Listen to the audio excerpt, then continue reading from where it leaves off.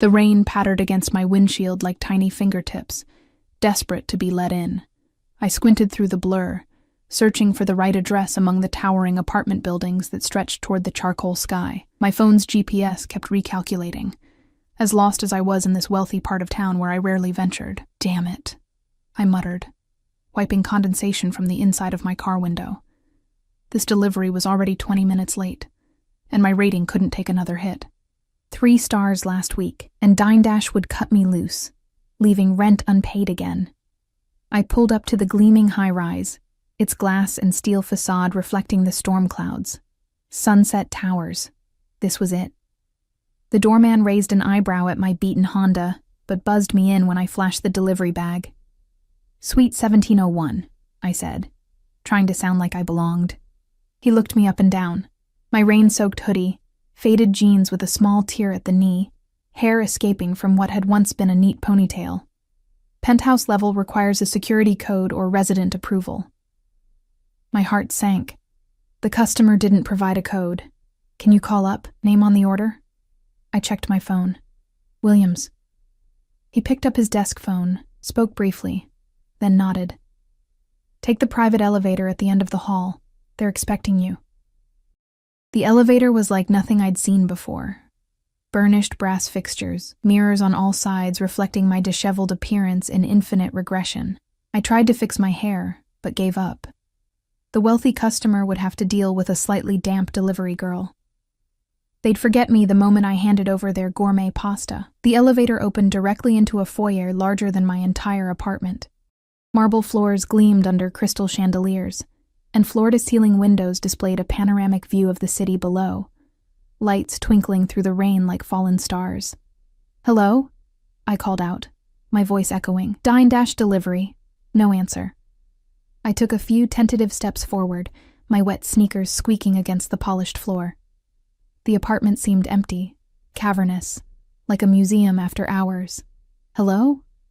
Your food is here." I held up the insulated bag as if speaking to ghosts. A door clicked somewhere to my right.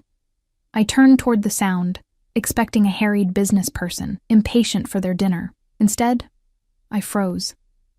The man who emerged was not what I expected. Tall, powerfully built, with broad shoulders accentuated by an impeccably tailored charcoal suit that probably cost more than my annual income. Dark hair, closely cropped at the sides but longer on top, framed a face that belonged on a Renaissance sculpture, all sharp angles and perfect symmetry. But it was his eyes that stopped my breath. Dark as midnight, observant, missing nothing. He wasn't alone. 2 men flanked him, one checking something on a sleek phone, the other scanning me with a gaze that made me feel like I was being x-rayed. "I don't have a food order," the man in the center said, his voice a low, controlled rumble that seemed to vibrate through the marble beneath my feet. I fumbled with my phone. "I have a delivery for Suite 1701, Williams." "This is Suite 1707, he replied, a slight accent coloring his words. Italian, perhaps. Petrov. My stomach dropped. Wrong suite. The doorman had misheard or misunderstood.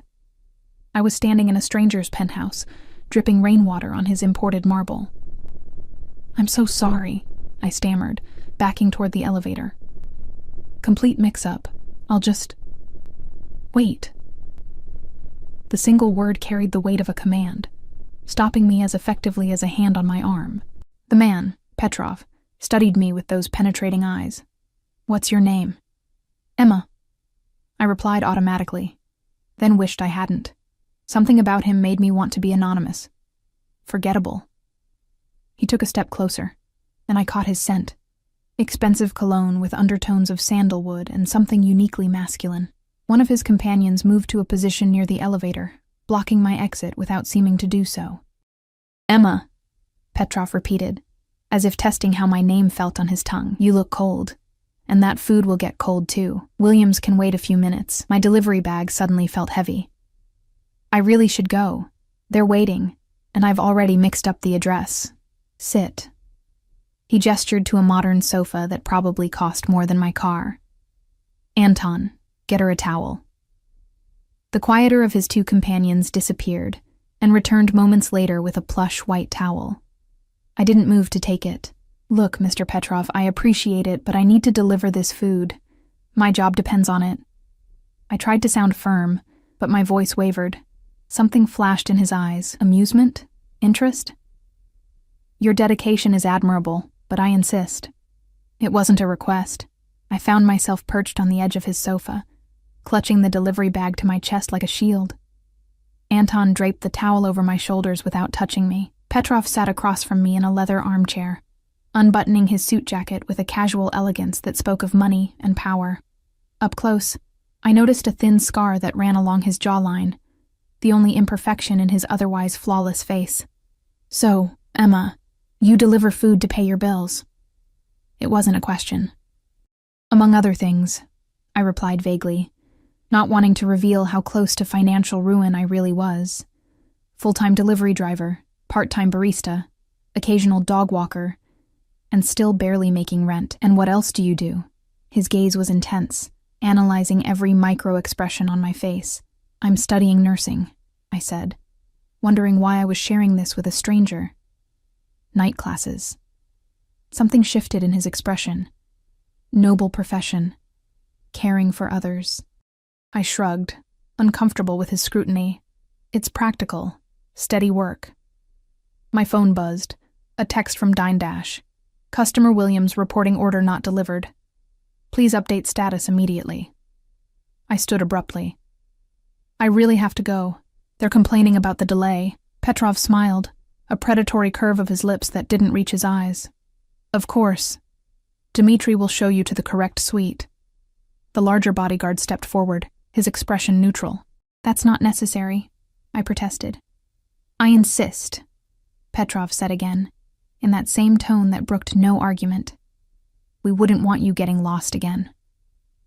As Dmitri led me to the elevator, I felt Petrov's eyes on me, a physical weight between my shoulder blades. Just as the doors began to close, he spoke again.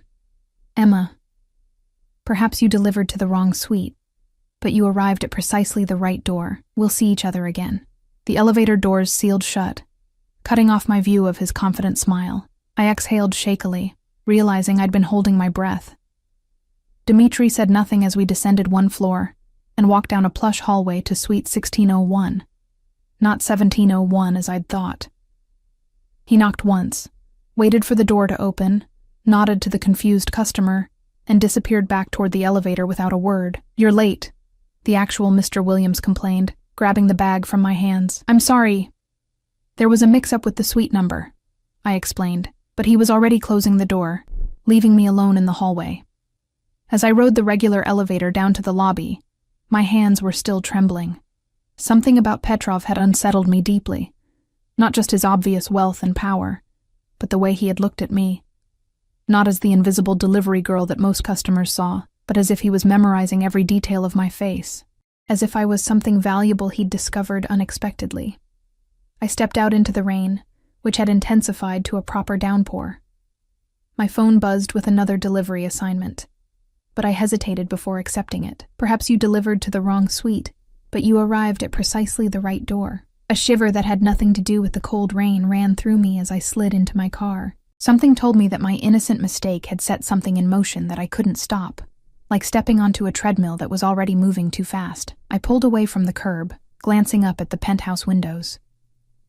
For a moment, I thought I saw a silhouette watching from above, but it was gone so quickly, I convinced myself it was just a trick of the rain and city lights. How wrong I was. I didn't sleep well that night. Rain continued to batter my tiny studio apartment, finding its way through a leak in the corner that my landlord had promised to fix months ago. I placed a pot underneath to catch the drips, their rhythmic pinging keeping time with my racing thoughts. Every time I closed my eyes, I saw Petrov's face, that calculating gaze, the way his presence had filled the room. I told myself I was being ridiculous. He was just another wealthy customer, probably used to people jumping at his commands. I'd never see him again. My alarm blared at 5:30 a.m. Friday meant morning shift at Blackbird Cafe before afternoon deliveries. I dragged myself out of bed, trying to ignore the heaviness in my limbs from too little sleep. The face that greeted me in the bathroom mirror looked haunted. Dark circles under bloodshot eyes, skin pale from exhaustion. "Get it together, Emma," I muttered, splashing cold water on my face. He was just a guy. A scary, intense, impossibly handsome guy with bodyguards, but still just a guy.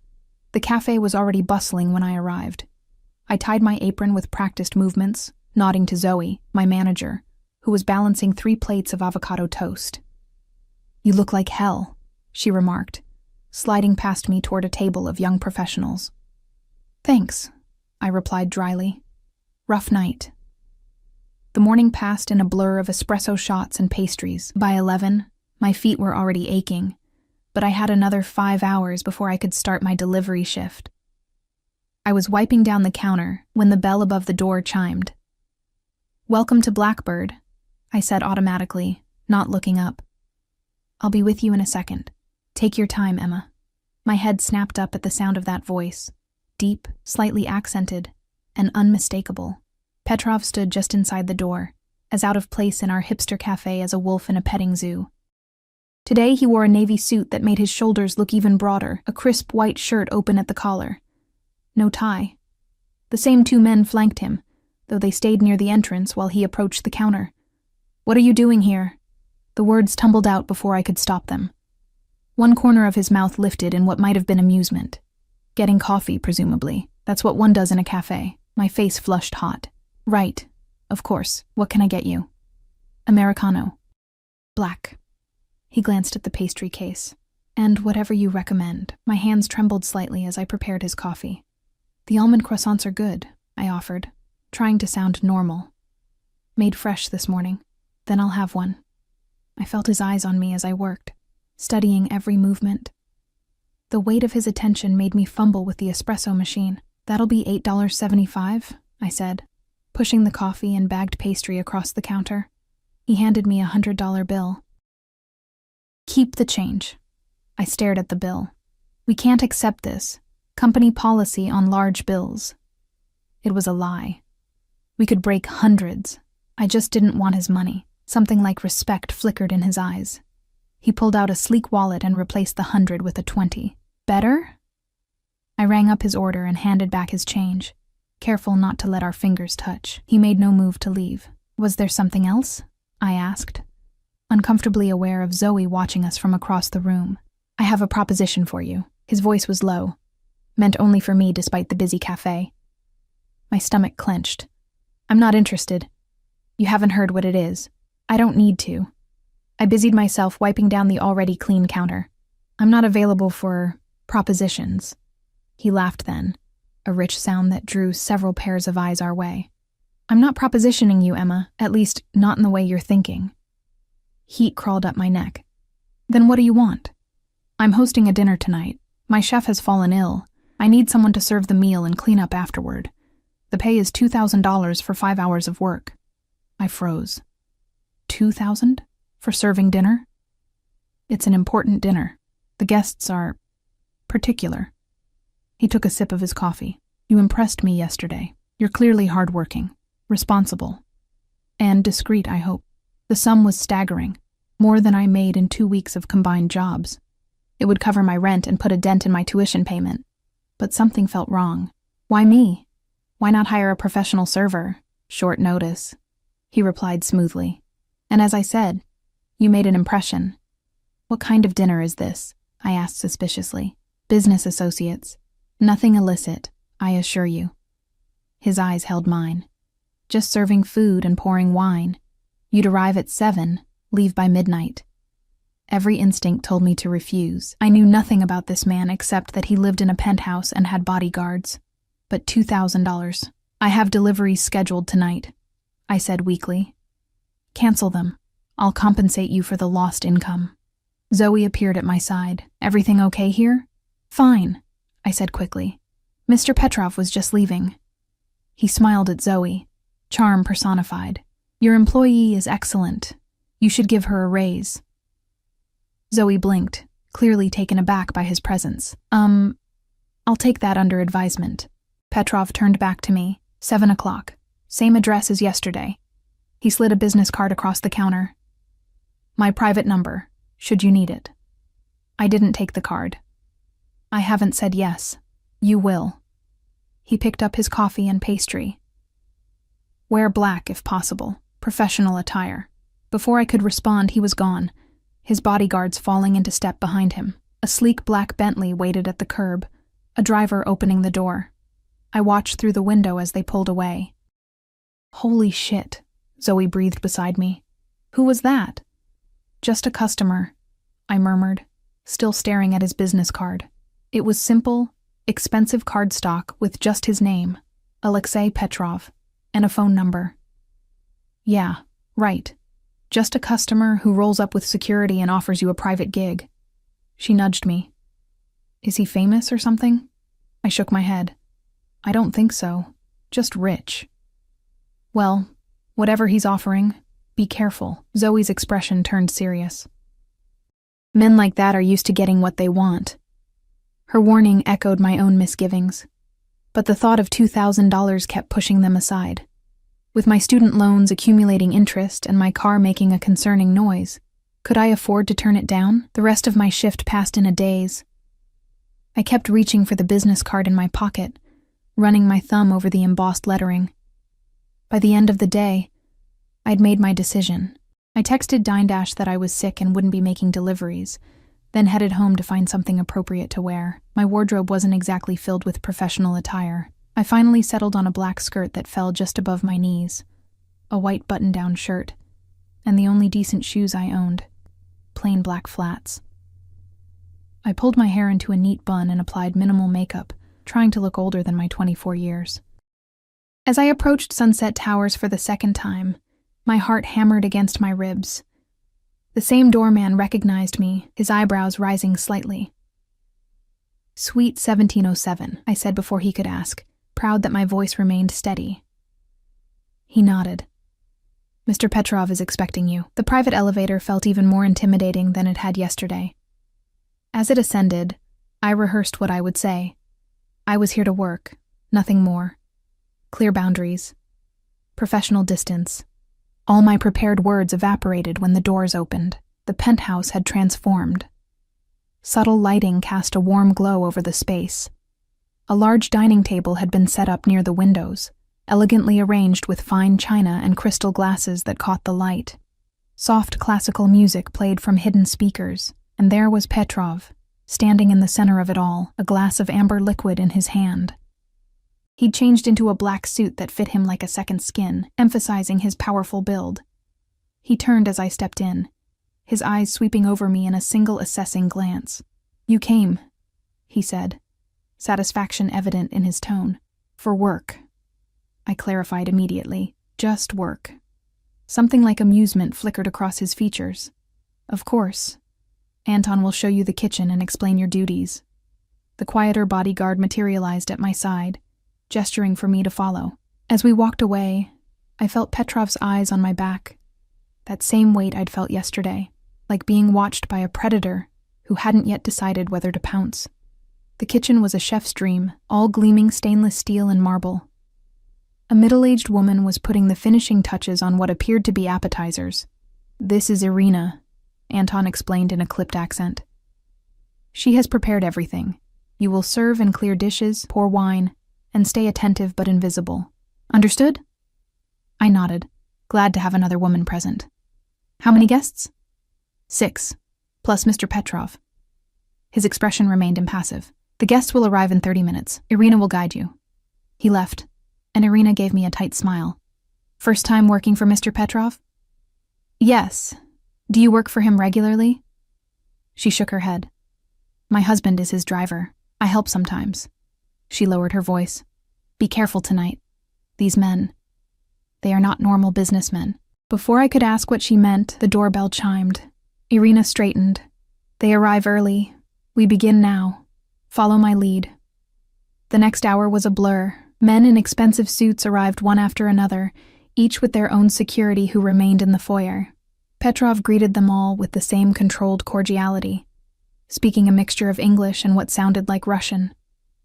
I served appetizers, then soup, keeping my eyes down, trying to be invisible as instructed. It was during the main course that I made my mistake. I was refilling a wine glass when I overheard a snippet of conversation. The shipment from Belarus was intercepted, one man said quietly. Someone talked. Find out who, Petrov replied, his voice suddenly hard as steel. Make an example. The man nodded, then noticed me standing there. He fell silent, his eyes narrowing. I moved away quickly, but the damage was done. I'd heard something I shouldn't have. In the kitchen, I leaned against the counter, heart racing. What kind of business were they discussing? What example were they planning to make? You look pale, Irina observed, preparing dessert plates. I'm fine, I lied. Just tired. When I returned to the dining room with dessert, Petrov's eyes found me immediately. I could feel his attention throughout the rest of the meal, though he never addressed me directly. As the guests departed around 11, I began clearing dishes, eager to finish and leave. The atmosphere had grown oppressive, charged with something I couldn't name, but that made my skin prickle with awareness. I was stacking plates in the kitchen when I sensed a presence behind me. I turned to find Petrov standing in the doorway watching me. You overheard something earlier, he said. Not a question. I swallowed hard. I didn't hear anything important. Don't lie to me, Emma. He stepped closer. It doesn't suit you. I'm almost finished here, I said, changing the subject. I'll be out of your way soon. Did I say I wanted you gone? The question hung in the air between us, loaded with implication. He moved closer still, until I could smell his cologne and the faint scent of whiskey on his breath. The dinner went well, he continued when I didn't respond. You did your job admirably, thank you. I tried to step around him. If you'll excuse me, his hand shot out, fingers wrapping around my wrist, not painfully but with enough pressure to stop me in my tracks. His touch sent an electric current up my arm. What I said yesterday was true, he murmured. You delivered to the wrong suite, but you arrived at exactly the right door. His eyes held mine, dark and intent. For one breathless moment, I thought he might pull me closer. Instead, he released me and stepped back. Finish up here. Dmitri will drive you home. That's not necessary, I said quickly. I have my car. It's not a request. His tone left no room for argument. It's late. The city isn't safe. With that, he turned and left the kitchen. I exhaled shakily, realizing I'd been holding my breath. What had just happened? What was this power he seemed to have over me, rendering me speechless with just a look? I finished cleaning as quickly as possible, wanting nothing more than to escape the penthouse and its enigmatic owner. As promised, Dmitri was waiting for me when I finished, car keys in hand. Ready? He asked, his first word to me all night. I nodded, following him to the elevator. As the doors closed, I caught a final glimpse of Petrov standing in his living room, glass in hand, watching me leave with those impenetrable dark eyes. I'd survived the evening, earned my money, and would never have to see Alexei Petrov again. If only fate were that kind. The envelope Dmitri handed me before I exited his car contained exactly $2,000 in crisp $100 bills. I'd never held so much cash at once. It felt illicit somehow, even though I'd earned it legitimately. At least that's what I told myself, as I hid it in my apartment, tucking it beneath the loose floorboard under my bed where I kept my emergency fund. Sleep eluded me again that night. Petrov's words echoed in my mind. Make an example. What had he meant? What kind of business was he really in? My phone pinged with a text message at 3 a.m. Unknown number. You left something behind. My heart skipped. I hadn't left anything at Petrov's penthouse. I was certain of it. Another message followed. Your professionalism impressed my guests. There will be another dinner next Friday. Same terms. Alexei Petrov. It had to be. He'd somehow obtained my number, which shouldn't have surprised me, yet sent a chill down my spine. I didn't respond, placing my phone face down on the nightstand. But the promise of another $2,000 lingered in my thoughts. With that kind of money coming in regularly, I could cut back on delivery hours, focus more on my studies, maybe even start saving for a better apartment. Dawn found me still awake, staring at the ceiling. I had morning classes, then an afternoon shift at the cafe. I needed to function. Professor Martinez's lecture on pharmacology might as well have been in a foreign language. I struggled to focus, my notes a jumbled mess of half-finished sentences. Afterward, Lisa, my study partner, cornered me in the hallway. "What's going on with you?" she demanded, her nurse-in-training instincts already diagnosing my condition. "You look like you haven't slept in days." I shrugged. "Just working a lot. You know how it is." "You're working too much. It's going to affect your grades." She peered at me more closely. "Are you in some kind of trouble? You know you can talk to me, right?" "I'm fine," I insisted, forcing a smile. "Just tired." The truth was too complicated to explain. How could I tell her about Petrov, about the strange pull he exerted over me, simultaneously attracting and terrifying me? The cafe was mercifully quiet that afternoon. I moved through my tasks automatically, making lattes and serving pastries while my mind wandered elsewhere. It wasn't until Zoe snapped her fingers in front of my face that I realized she'd been trying to get my attention. "Earth to Emma. There's someone here for you." I turned toward the counter and froze. Not Petrov this time, but Dmitri, his imposing bodyguard, standing out in our little cafe like a sequoia in a flower garden. "Miss Emma," he said with a slight nod, "Mr. Petrov requests your presence." Zoe raised an eyebrow at me, silently asking if I needed help. I shook my head slightly. "I'm working," I told Dmitri. "My shift doesn't end for 3 hours. Mr. Petrov has spoken with your manager. You are excused for the remainder of the day." I glanced at Zoe, who looked as confused as I felt. "He called the owner directly," she confirmed. "Paid for your entire shift plus extra." "What the hell is going on, Emma?" "Nothing," I said quickly. "Just a private client." Dmitri waited impassively while I untied my apron and grabbed my bag from the back room. Zoe followed me. "This is getting weird," she whispered. "Are you sure you're okay? Do you need me to call someone?" "It's fine," I assured her, though my churning stomach suggested otherwise. "Just a job opportunity. I'll tell you about it later." Outside, the same black Bentley waited at the curb. Dmitri opened the rear door, and I slid in, half expecting to find Petrov inside. Instead, the back seat was empty. "Where are we going?" I asked as Dmitri pulled away from the cafe. "Shopping," he replied curtly. "Shopping? For what?" "Mr. Petrov will explain."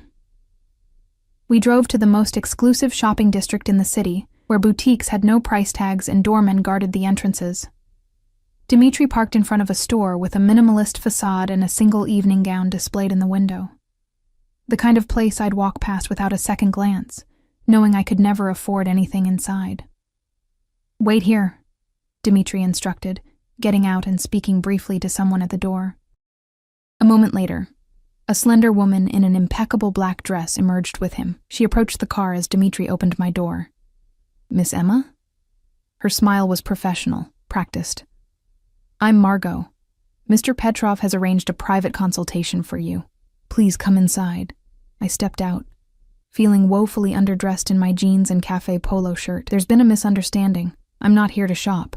Mr. Petrov was very clear about his requirements. Margot gestured toward the boutique. "We've closed the store for your appointment." Closed the entire store? Just for me? The extravagance was staggering. I glanced at Dmitri, who stood impassively by the car. "What exactly am I shopping for? An evening gown, accessories, and appropriate undergarments," Margot replied smoothly. "For an event this evening." "This evening?" My voice rose in pitch. "I don't remember agreeing to anything tonight." "Mr. Petrov said you would say that." A hint of amusement colored her tone. "He also said to remind you that it would be worth your while." Inside, the boutique was a temple of luxury, plush seating, champagne and crystal flutes, and clothing that looked like it belonged in a museum rather than on a human body. Margot led me to a private dressing room larger than my bathroom. "Mr. Petrov provided your measurements and some guidelines on style and color," she said, selecting several gowns from a rack. "He prefers darker shades, burgundy, navy, emerald. Nothing too revealing, but nothing that hides your figure either." My head spun. "He gave you my measurements? How would he even know my measurements?" Margot smiled enigmatically. "Mr. Petrov is very observant." The thought of Petrov studying my body closely enough to estimate my size sent heat rushing to my face. It was invasive, presumptuous. And yet, a small part of me was flattered by his attention. I tried on gowns worth more than my car, each one more beautiful than the last. Margot insisted I try them all, even when I found one I liked. A deep burgundy silk that draped elegantly across my body, making me look taller, more sophisticated. "This one," I said finally, turning in front of the three-way mirror. The woman reflected there hardly looked like me. She was elegant, mysterious, almost regal. "Excellent choice," Margot approved. "Now for shoes, jewelry, and underpinnings." 2 hours later, I was transformed. The burgundy gown hugged my curves before flowing to the floor in a subtle train. My hair had been styled by the boutique's personal stylist into soft waves that framed my face. Delicate gold jewelry adorned my neck and ears, and makeup enhanced my features, while still looking natural. Even my nails had been professionally manicured. "Mr. Petrov will be pleased," Margot said, surveying her handiwork. "I still don't know where I'm going or what I'm doing," I protested as she ushered me toward the exit. "The opera," Dmitri answered, appearing at my side. "Mr. Petrov is waiting." The opera. Me. In a gown that probably cost thousands, heading to meet a man who made my heart race with a mixture of fear and something else I didn't want to name. The Bentley whispered through evening traffic toward the Grand Opera House, its illuminated facade glowing against the darkening sky. A line of well-dressed patrons waited to enter, but Dmitri drove past the main entrance to a private side door. A red carpet stretched from the curb. "Ready?" Dmitri asked, opening my door. No, I wasn't ready. Nothing in my life had prepared me for this moment. But I stepped out anyway, gathering the skirt of my gown with trembling fingers. And there was Petrov, waiting at the entrance. Tonight he wore a classic tuxedo that accentuated his broad shoulders and trim waist. His dark hair was impeccably styled, his jaw freshly shaved. He looked like he'd stepped out of a luxury watch advertisement, devastating in his perfection. His eyes widened slightly when he saw me, the only crack in his composed facade. For a heartbeat, he simply stared, something like hunger flashing in his gaze. "Emma," he said finally, his voice a low rumble. "You look exquisite." "You had no right," I said quietly as I approached. "No right to pull me from work, to buy me clothes, to arrange all this without my consent." "You're angry." He seemed more intrigued than concerned. "I'm not a doll you can dress up and parade around." "No," he agreed. "You're far more interesting than that." He offered his arm. "Shall we? The performance begins soon." I should have turned around, gotten into a taxi, and gone home. Instead, I placed my hand on his arm, feeling solid muscle beneath the fine fabric of his sleeve. "Why am I here, Mr. Petrov?" I asked as he led me inside. "Alexei," he corrected. "And you're here because I want you to be." We entered a private box overlooking the stage. Champagne waited on ice, along with delicate canapés. It was like stepping into a different world, one of privilege and beauty so far removed from my daily existence that it felt unreal. "You haven't answered my question," I persisted as he poured champagne into crystal flutes. "Why me? You could have anyone." He handed me a glass, his fingers brushing mine deliberately. "Perhaps that's precisely why. I can have anyone, as you say. But you..." His eyes traveled over my face, lingering on my lips. "You don't want anything from me. I took your money," I reminded him. "For honest work. Not because you wanted access to my world or my connections." He sipped his champagne. "Do you know how rare that is in my life, Emma? Authenticity, honesty." Before I could respond, the lights dimmed, and the orchestra began tuning. Petrov guided me to our seats, his hand at the small of my back sending electricity up my spine. The opera was La Traviata, the tragic tale of a courtesan who falls in love with a man above her station, sacrificing her own happiness for his. The irony wasn't lost on me. Throughout the performance, I was acutely aware of Petrov beside me, the heat of his body, the subtle scent of his cologne. Occasionally, his thigh would brush against mine, and my breath would catch. During intermission, he introduced me to several people who stopped by our box, wealthy patrons who regarded me with curiosity, and him with deference. I noted how they addressed him, with respect tinged with fear. Who was this man, really? As the final act began, Petrov leaned close, his breath warm against my ear. The tragedy of Violetta is that she believes herself unworthy of true happiness. His words lingered in my mind as we watched the heroine's death scene. When the final curtain fell, I was surprised to find tears on my cheeks. You were moved, Petrov observed as we left the opera house. It's a beautiful story, I admitted. Sad, but beautiful. Beauty and sadness often walk hand in hand. His gaze was intense, searching. Are you hungry? Before I could answer, Anton appeared beside us. Sir, there's a situation that requires your attention. Petrov's expression hardened instantly. He nodded once, then turned to me. I apologize, Emma. Business calls. Dmitri will take you home. What kind of business needs attention at 11 at night? I asked, suspicion flaring. The demanding kind. His smile didn't reach his eyes. I'll be in touch. He kissed my hand, a formal gesture that nonetheless left my skin burning where his lips had touched. Then he was gone, disappearing into a waiting car with Anton. Dmitri escorted me to the Bentley, his face revealing nothing. As we drove through the night-shrouded city, questions tumbled through my mind. What situation had called Petrov away? Was it connected to what I'd overheard at the dinner? Dmitri, I ventured, what does Mr. Petrov do, exactly? His eyes met mine briefly in the rearview mirror. He has many business interests. That's not an answer. It's the only answer you need, Miss Emma. His tone was final. When we reached my apartment building, a stark contrast to the luxury I'd been surrounded by all evening, Dmitri insisted on walking me to my door. I felt ridiculous entering my shabby building in a designer gown, like Cinderella returning from the ball. Mr. Petrov asked me to give you this, Dmitri said, handing me an envelope similar to the one from the previous night. Inside was another stack of cash, $3,000 this time, and a handwritten note on heavy cardstock. For your time and company, the gown is yours to keep. I can't accept this, I said, trying to return the envelope. I didn't do anything to earn it. Mr. Petrov disagrees. Dmitri stepped back toward the car. He values your presence. After he left, I sank onto my lumpy sofa, still wearing the beautiful gown, the envelope clutched in my hand. What was happening to me? To my life? 24 hours ago, I'd been a struggling student with too many jobs and too little time. Now I was sitting in a designer dress, holding enough cash to pay next semester's tuition, all because a dangerous, enigmatic man had taken an interest in me.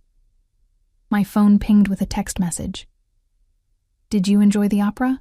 Petrov again. I hesitated before responding. Yes, thank you. But I can't accept the money. His reply came quickly. It's not negotiable. Consider it compensation for the interrupted evening. I stared at the screen, debating whether to respond. Finally, I typed, What kind of business calls you away at 11 p.m.? There was a long pause before his answer appeared. The kind that's better for you not to know about, Emma. Get some rest. I changed out of the gown, hanging it carefully in my closet where it looked absurdly out of place among my jeans and work clothes. As I prepared for bed, I caught my reflection in the mirror, still wearing the delicate gold necklace Petrov had provided, a glittering reminder of the evening. I should have taken it off. Instead, I touched it gently, remembering the intensity in his eyes when he'd first seen me in the gown. No one had ever looked at me like that before, like I was precious and desirable and somehow necessary. It was dangerous, this feeling.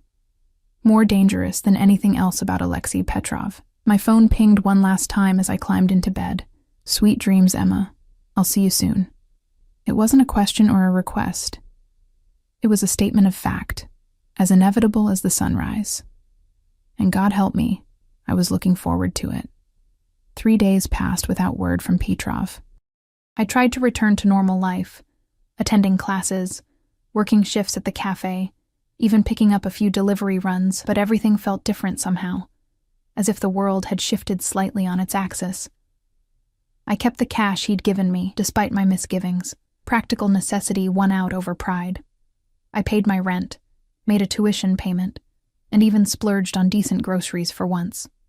Each time I spent his money, though, I felt the invisible threads binding me to him tighten. "You seem distracted," Lisa commented during our study session at the library. "And you're wearing different clothes, new jewelry." Her eyes narrowed. "Did you meet someone?" I touched the gold necklace I still hadn't taken off. "It's nothing serious." "Oh my God, you did." She leaned forward eagerly. "Who is he? How did you meet?" How could I explain Alexei Petrov? I delivered food to the wrong address, and now a mysterious, dangerous man with bodyguards is taking me to the opera. It sounded deranged even in my head. "It's complicated," I hedged. "We're not really dating." "But you want to be," she pressed, reading my expression. "I haven't seen you this wound up over a guy since that disaster with Ryan last year." Ryan, my ex who'd cheated with my roommate, leaving me heartbroken and homeless in one fell swoop. The memory still stung. "This is different," I murmured. "Different good or different bad?" "Both. Neither, I don't know." I closed my textbook. "Can we focus on studying? I have an exam next week." Lisa let the subject drop, but her curious glances continued throughout our session. I couldn't blame her. I'd been acting strangely, checking my phone constantly, jumping whenever the cafe door opened, wearing makeup to class for the first time in months. I was waiting for him. Worse, I was hoping for him. Thursday night, I was closing the cafe alone when my phone pinged. "Are you free tomorrow evening?" My heart raced. Petrov. I'd deleted his previous messages but had saved his number. "I have a morning class and work until 4. His response came immediately. "Perfect. Dmitri will collect you at 7. Pack an overnight bag." I nearly dropped my phone. "Overnight bag?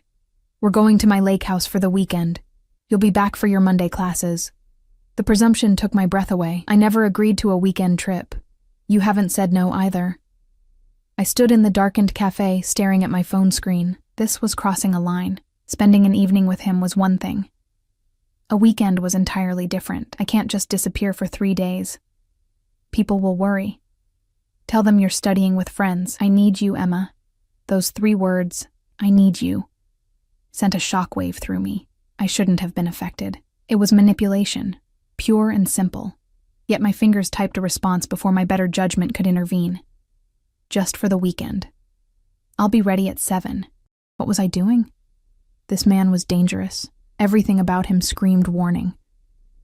Yet I was packing an overnight bag the next day, selecting clothes with more care than the situation warranted, butterflies dancing in my stomach at the thought of seeing him again.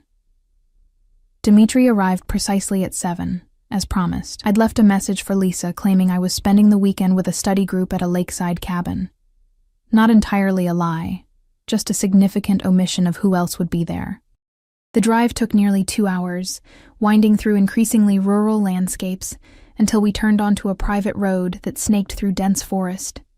Security gates opened automatically as we approached, and soon a sprawling modern structure came into view, nestled on the shores of a pristine lake, its glass walls reflecting the water and surrounding pines. This wasn't a lake house. It was a lake mansion, minimalist architecture blending seamlessly with the natural setting, every element screaming wealth and exclusivity. Petrov waited on the deck, silhouetted against the setting sun. Unlike his usual suits, he wore dark jeans and a charcoal sweater that somehow made him look even more imposing, more real. "You came," he said as I approached, echoing his words from the night of the dinner party. "You didn't really give me a choice," I replied, though we both knew that wasn't true. I could have said no. I'd chosen not to. "There's always a choice, Emma." He took my bag, his fingers brushing mine. "You made the right one." The interior was just as impressive as the exterior. Open-concept living spaces with soaring ceilings, modern furniture that managed to look both expensive and comfortable, and walls of glass that erased the boundary between inside and outside. No bodyguards were visible, though I suspected they weren't far. "It's beautiful," I admitted, gazing at the lake view. "I come here when I need to think, to escape." Petrov placed my bag by the floating staircase. "Few people know about this place." I turned to face him. "Why am I here, Alexei? Really?" He studied me for a long moment, his dark eyes unreadable. "Because you're unexpected." He stepped closer. "In my world, everything is calculated, predicted, controlled. But you're the variable I didn't account for. Is that supposed to make me feel special? I asked, trying to maintain my composure despite his proximity. It should. It means you've disrupted a life I thought was perfectly ordered. His voice dropped lower. It means you've made me question things I never questioned before. Before I could respond, he gestured toward the kitchen. You must be hungry after the drive. I've prepared dinner. You cook? I couldn't hide my surprise. A smile touched his lips. I contain multitudes, Emma. Dinner was simple but exquisite. Perfectly grilled steak, roasted vegetables, and a wine that probably cost more than my monthly rent.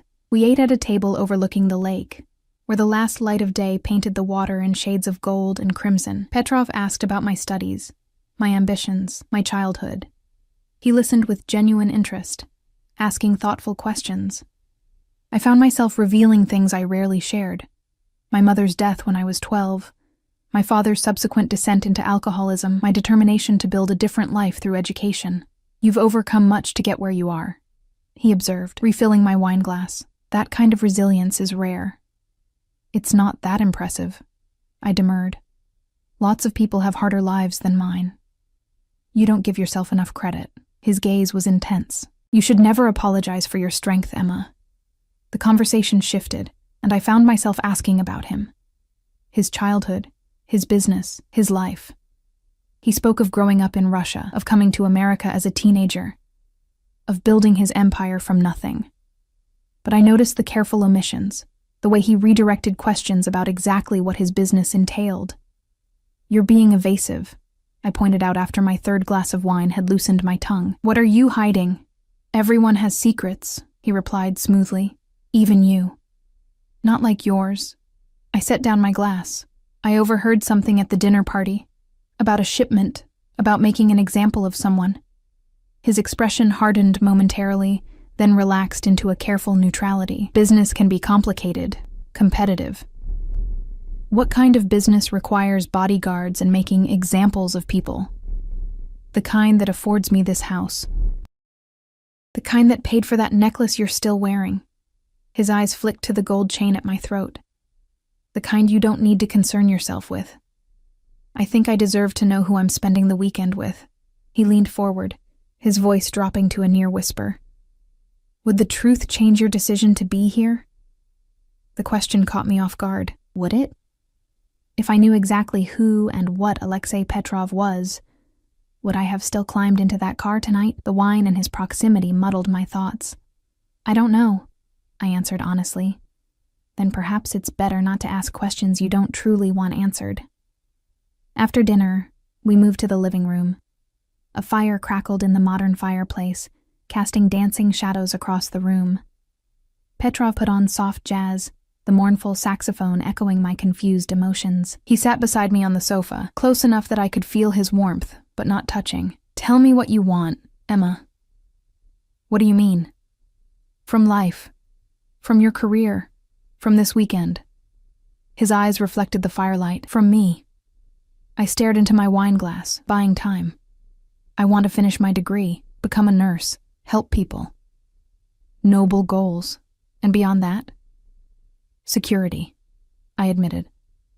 I'm tired of worrying about rent and tuition and whether my car will start in the morning. He nodded, understanding. And what do you want from this weekend? My cheeks flushed with heat that had nothing to do with the fire. I don't know. I think you do. His voice was gentle but insistent. I think that's why you came.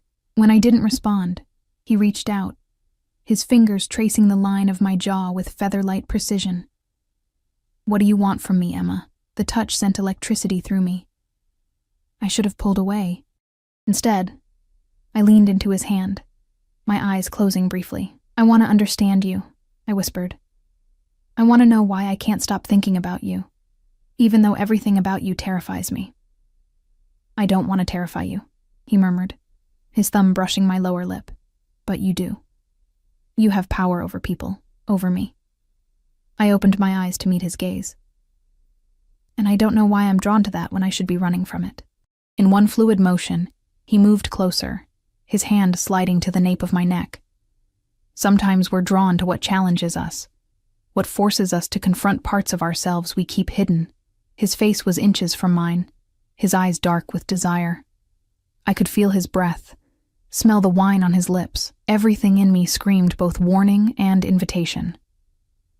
"I won't pressure you," he said softly.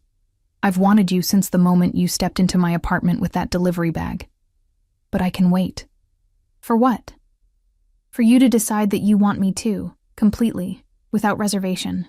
The honesty of his statement shocked me. I'd expected seduction, perhaps even manipulation, not this raw admission of desire coupled with patience. "Why me?" I asked, the question that had plagued me since our first meeting. "You could have anyone. Because you look at me and see me, not what I can give you." His fingers traced patterns on my skin. "Because you challenge me. Because you're unimpressed by my wealth and unintimidated by my position." "That's not true," I argued. "You intimidate me constantly." A smile touched his lips. "Yet here you are, telling me to my face that I terrify you. Most people wouldn't dare." Before I could respond, his phone buzzed. He glanced at it, his expression darkening instantly. "I need to take this," he said, standing abruptly. "Make yourself comfortable. I won't be long." He stepped onto the deck, closing the glass door behind him. Though I couldn't hear his words, his body language spoke volumes. Tension radiating from his shoulders, his free hand clenching into a fist, his pacing like a caged predator. This was the other Petrov, the one who made examples of people. The one whose business associates approached him with deference tinged with fear. I moved to the window, watching him. In the moonlight, his features were sharper, more dangerous.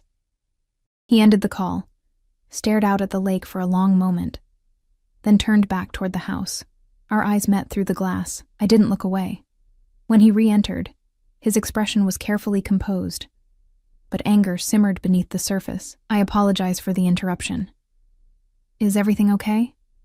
"Nothing for you to worry about." He returned to the sofa, though he sat farther away than before. "Business complications."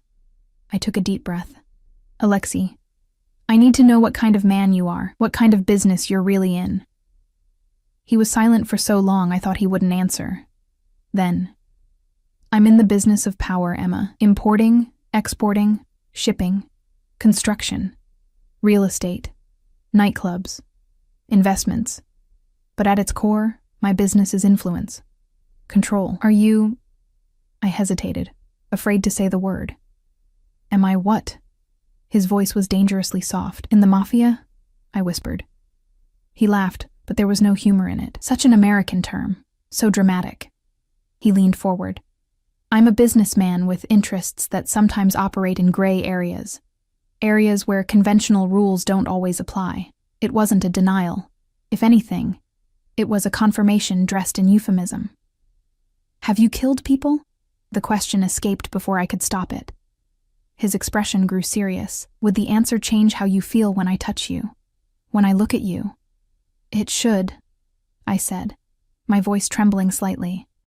"But it wouldn't," he countered. "That's what frightens you most, isn't it? Not who I am, but who you are for wanting me despite it." The truth of his words struck me like a physical blow. He'd seen through me completely, identified the core of my conflict. I was attracted to him not in spite of his dangerous aura, but partially because of it. He moved closer again, his hand coming to rest on mine. "I would never harm you, Emma, never. But you harm others, only those who deserve it." His fingers entwined with mine. "Only those who break faith with me. And if I break faith with you," I challenged, though my racing heart belied my brave words. Something flashed in his eyes, not anger, but hurt. "You misunderstand me. What I want from you can't be taken, only given freely." "And what is that exactly? You?" he said simply. "Your trust, your honesty, eventually your heart." The intensity of his gaze pinned me in place. In that moment, I recognized the true danger Alexei Petrov posed, not the physical threat of a powerful man with dangerous connections, but the emotional threat of someone who could see through my carefully constructed walls to the vulnerable woman beneath. "I should go to bed," I said, suddenly needing distance. "It's been a long day," he nodded, releasing my hand. "Of course. I've prepared the guest room for you. Upstairs, First door on the right. As I stood, he caught my wrist gently. Emma. I looked down at him, at this beautiful, dangerous man who had disrupted my carefully ordered life. Whatever you decide, he said quietly, know that my interest in you is genuine. Not a game. Not a passing fancy. I nodded, unable to form words around the emotion tightening my throat. In the guest room, I sat on the edge of the king-size bed, running my fingers over the luxurious bedding. The windows offered the same stunning view of the lake, now silver-black under the moon. I changed into the silk pajamas I'd packed, brushed my teeth in the ensuite bathroom with its rainfall shower and heated floors, and tried to process everything that had happened. Alexei Petrov was essentially admitting to being a criminal, a powerful one, possibly dangerous, and yet here I was, in his lake house, undeniably attracted to him, considering crossing a line I'd never be able to uncross. I slipped between the cool sheets, expecting sleep to elude me. Instead, exhaustion claimed me almost immediately, dragging me into dreams filled with dark eyes and gentle hands with hidden strength. I woke to sunlight streaming through the windows and the scent of coffee. For a moment, I was disoriented, the luxurious surroundings unfamiliar. Then memory flooded back, the lake house, Petrov, our conversation by the fire. After dressing in jeans and a light sweater, I found him on the deck, 2 coffee mugs on the table beside him. He wore running clothes and had a thin sheen of sweat on his brow. "Good morning," he greeted me, his eyes warming at the sight of me. "Did you sleep well?" "Better than I expected," I admitted, accepting the coffee he offered. "You've been running?" 5 miles every morning, regardless of where I am." He gestured to the chair beside him. "It clears the mind." I sat, sipping the perfectly prepared coffee.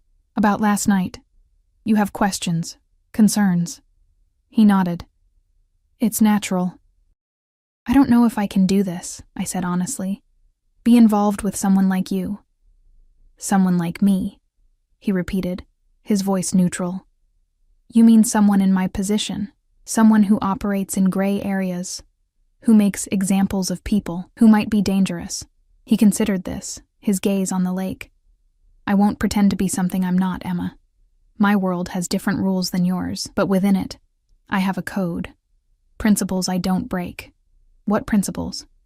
"Loyalty above all, protection of family and those under my care, keeping my word, never harming the innocent." He turned to face me.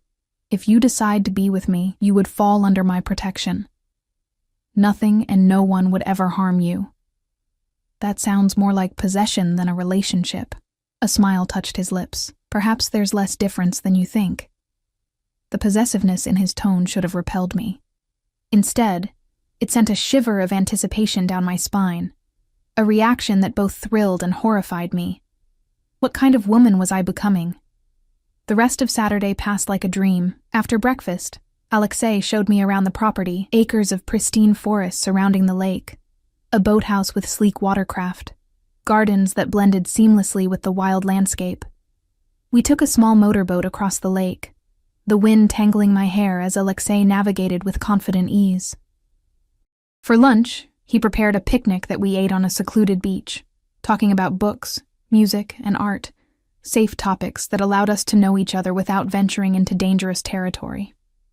In these moments, it was easy to forget who he was, what he did.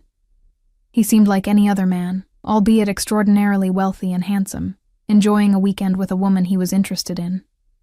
But occasionally his phone would buzz, and that other Alexei would surface, the one with hard eyes and terse responses, the one who commanded rather than suggested. As evening approached, we returned to the house. I offered to help with dinner, and we worked side by side in the kitchen, moving around each other in a dance that felt surprisingly natural. His hand would brush mine as we reached for ingredients. His body would press briefly against my back as he moved past me, each contact sending electricity through me. "You're distracted," he observed as I nearly dropped a bowl of salad. "What's on your mind?" I set the bowl safely on the counter. "This feels too normal. And that troubles you?" "It should trouble me that it doesn't trouble me more," I said, struggling to articulate my confusion, knowing what I know about you. He turned from the stove to face me fully. What exactly do you think you know? That you're not just a businessman. That you're involved in something illegal, dangerous. Alexei leaned against the counter. The world isn't divided neatly into legal and illegal, Emma. Into good people and bad. Real life exists in the in-between spaces. Philosophy doesn't change reality. Reality is more complex than your black and white view allows. He moved closer. The legitimate businessman who exploits legal loopholes to pay workers poverty wages while he buys a fifth vacation home. Is he good because he breaks no laws? The man who operates outside the law to protect those who depend on him, who creates jobs, who maintains order in places the authorities have abandoned. Is he evil? It's not that simple. No, he agreed, it's not. Nothing important ever is. We ate dinner on the deck, watching the sun set behind the mountains. Alexei opened another bottle of wine, and our conversation flowed more easily with each glass. I found myself laughing at his dry humor, relaxing in his presence despite everything my rational mind was screaming. After dinner, he built a fire in the outdoor fire pit. We sat side by side on a plush outdoor sofa, the flames casting dancing shadows across his features, making him look both more dangerous and more vulnerable. Tell me something true, I said, emboldened by wine and the intimacy of the moment. Something you've never told anyone else. He was quiet for so long I thought he wouldn't answer. Then, staring into the fire, I'm lonely, Emma. I have people around me constantly, employees, associates, sycophants seeking favor. But true connection, understanding, those have always eluded me. The admission caught me off guard with its raw honesty. Is that why I'm here? Because you're lonely? You're here because when you look at me, I feel seen for the first time in years. He turned to face me, firelight reflecting in his dark eyes. Not as Alexei Petrov, the man people fear and respect, but just as a man, with all the flaws and desires that entails. I couldn't look away from his gaze, couldn't break the connection that seemed to tether us together across the small space between us. Your turn, he said softly. Tell me something true. I took a deep breath. I'm scared of how much I want you. It goes against everything I thought I knew about myself, about what I wanted in life. You represent everything I should run from. Yet here I am, running toward you instead. His hand found mine in the darkness, fingers intertwining. We're more alike than you realize, both caught between worlds, both fighting against our natures. What is my nature, according to you? I asked, my voice barely audible above the crackling fire. To be extraordinary, to refuse the ordinary path laid out for you, to crave intensity rather than comfort. As he spoke, he moved closer, until I could feel his breath on my skin. Tell me to stop, Emma, and I will. Tell me you don't want this, want me. And I'll never touch you again. But I couldn't form the words, couldn't deny the truth he saw so clearly. Instead, I closed the remaining distance between us. Pressing my lips to his, the kiss began gently, almost tentatively, but quickly deepened into something hungry, desperate. His hands framed my face with surprising tenderness, even as his mouth claimed mine with unmistakable possession. I melted against him, all my doubts and fears momentarily silenced by the overwhelming reality of his touch. When we finally broke apart, both breathing hard, his eyes had darkened with desire. Be sure, Emma, he said, his voice rough. Be absolutely sure this is what you want, because once you're mine, I won't let you go easily. The possessiveness in his words should have frightened me. Instead, it ignited something primal within me. I'm sure, I whispered against his lips. He stood in one fluid motion, lifting me into his arms as if I weighed nothing. I wound my arms around his neck as he carried me into the house, up the stairs, to the master bedroom I hadn't yet seen. The room was masculine and elegant. Dark wood, crisp linens, floor-to-ceiling windows overlooking the moonlit lake. He laid me on the bed with unexpected gentleness, looking down at me with an expression that mingled desire with something deeper, more profound. You have no idea how long I've wanted this, he murmured, joining me on the bed. Wanted you. What followed was unlike anything I'd experienced before. Alexei was both passionate and patient, demanding and giving. His hands and mouth seemed to know exactly how to touch me, how to draw responses from my body I didn't know were possible. Throughout, his eyes held mine, forcing a connection that went beyond the physical. Afterward, I lay in his arms, my head on his chest, listening to the steady beat of his heart. His fingers traced lazy patterns on my bare skin, raising goosebumps in their wake. "What happens now?" I asked quietly. "Now you sleep," he replied, pressing a kiss to my forehead. "And tomorrow, we return to the city. And then?" He tilted my chin up, making me meet his gaze. "And then you become part of my life, and I become part of yours, if that's what you want." "It's not that simple, Alexei. Our worlds are completely different. They don't have to be." His expression grew serious. "I can help you, Emma. With school, with a better apartment, with anything you need." I stiffened slightly. "I don't want to be your charity case." "That's not what I'm offering," his voice was firm. "I'm offering partnership, support, the kind that people who care about each other provide. And what do you get in return? You." The single word held a wealth of meaning. "Your time, your trust, your presence in my life." I was quiet, considering. "I won't give up my independence, my studies, my goals. I would never ask you to." His arms tightened around me. "I admire your determination, your drive. I want to see you succeed, not clip your wings." We fell asleep tangled together, my doubts temporarily silenced by exhaustion and the comfort of his embrace. Morning came too quickly, sunlight streaming through windows neither of us had thought to cover. Alexei was already awake, watching me with a softness I hadn't seen before.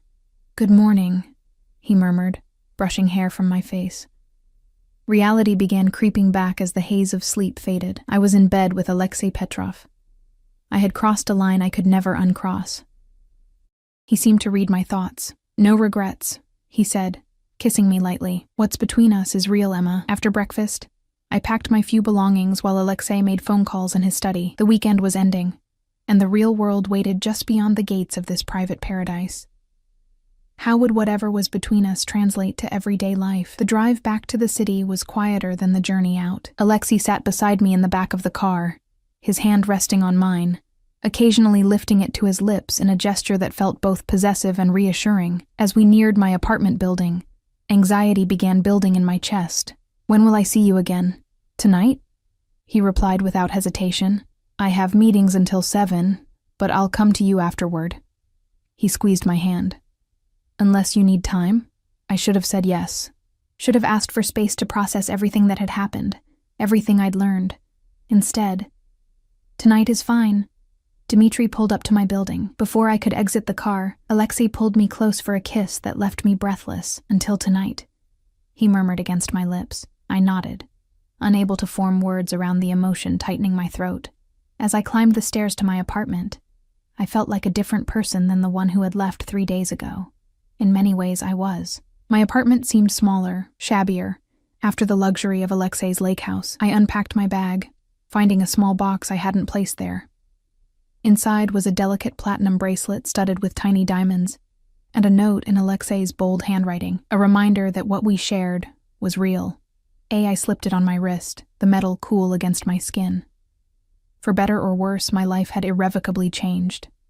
I had connected myself to a man who lived by different rules, who operated in shadows I could barely comprehend, a man who made me feel more alive than I ever had before. Later, as I prepared for his arrival, arranging my humble apartment as best I could, I caught sight of myself in the mirror. The woman who looked back at me was changed, still recognizably Emma, but with a new confidence in her posture, a new awareness in her eyes. Alexei had awakened something in me that had always been there, dormant beneath my careful, practical exterior. The buzzer sounded precisely at 7:30. I pressed the button to let him in, my heart racing with anticipation and a strange sense of homecoming. When I opened my door, he stood there with a single red rose, not an elaborate bouquet, but one perfect bloom. His eyes lit with genuine pleasure at the sight of me. "Emma," he said, my name on his lips sounding like both a greeting and a promise. I stepped aside to let him in, into my apartment, into my life, into my heart. Whatever dangers came with loving Alexei Petrov, I would face them. Whatever challenges lay ahead, we would meet them together. As he pulled me into his arms, I knew with absolute certainty that I had delivered to the wrong address, but arrived at exactly the right door.